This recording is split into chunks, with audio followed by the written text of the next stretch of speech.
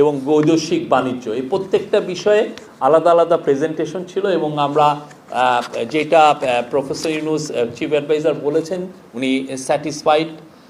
আমরা যেটা যে প্রথম কথা হচ্ছে যে ওই মিটিংয়ে যারা ছিলেন তারা বলেছেন যে বাংলাদেশের ইকোনমি ঘুরে দাঁড়িয়েছে, খুব ভালোভাবে ঘুরে দাঁড়িয়েছে। আমরা দেখছি যে ইকোনমির যেগুলো কি ইন্ডিকেটরস সেগুলো স্পষ্টভাবে দেখা যাচ্ছে যে ইকোনমি ঘুরে দাঁড়িয়েছে। আপনার এক্সপোর্ট গত 6 মাসে এই গভর্নমেন্টের 6 মাসে, আমরা তো যদিও জুলাই মাস আমাদের ইয়েতে ছিল না, এই 5 মাসও যদি ধরেন এটা 10% মতো গ্রোথ, ইম্পোর্টের গ্রোথ হয়েছে, আপনি জব তৈরি হচ্ছে নতুন নতুন। তারপরে আমাদের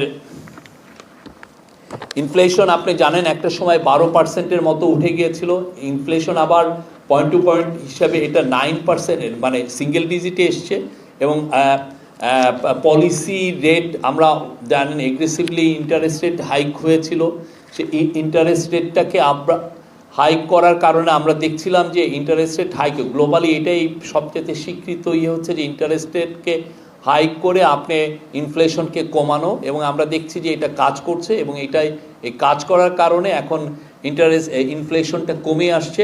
এবং আমাদের দৃঢ় বিশ্বাস বাই জুলাই এটা 7.5%-এর মধ্যে আসবে। এবং খাদ্য পরিস্থিতি, জীবনযাত্রার ব্যয়, খাদ্য পরিস্থিতি এবং খাদ্য পরিস্থিতি সরবরাহের উপরে আমরা বলতে পারি যে রোজার মাসে আমরা কোনো ধরনের কোনো ইনফ্লেশনের সেরকম প্রেশার আমরা আশা করছি যে এটা হবে না।